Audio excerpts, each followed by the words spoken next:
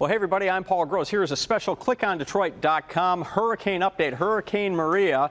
And these are reported wind gusts in some of the Puerto Rican reporting stations this morning. Look at that, 137 miles per hour. That's on an island that's actually just east of the main island of Puerto Rico. And then you can see these numerous wind gusts that topped 100 miles per hour. Now, let's put the storm in perspective. And this is the third Category 4 landfall that has hit the United States this season, and that's the first time that's happened in modern history. 3 Category 4 landfalls or stronger.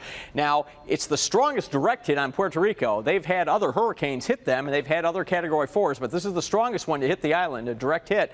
And then, just from a historical perspective, earlier this morning, Maria made it to the top 10 as the 10th lowest barometric pressure for any Atlantic Basin hurricane. So let's get right to where we are on the satellite, and you can see how the eye of this storm just direct hit right over the island. Now, keep in mind, the island is rather mountainous. People don't realize that there's some pretty high terrain there in Puerto Rico, and so that has disrupted the storm a little bit. So there has been some weakening over the island, but it's going to continue on a path up to the northwest and eventually take a turn to the north. And it's there that things get kind of interesting.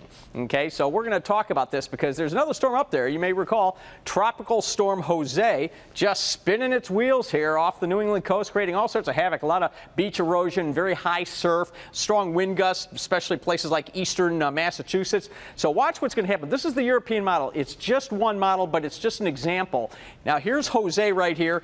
Here is Maria. Now, Jose is actually creating a bit of a dent in this big area of high pressure that extends from northeast to the Great Lakes all the way in the Atlantic. Now, watch what happens. So here comes Maria coming right up that path, and look what happens. Now, Jose is kind of fading away eventually. Maria's coming close, relatively close to the coast here, but watch, it starts to drift out a bit to the northeast. Maybe an impact for the Canadian Maritimes. Again, this is one model. It could change. Don't make any plans based on what I just showed you, but it gives you an idea of the impact that Jose is going to have on what will eventually be the forecast track for Hurricane Maria.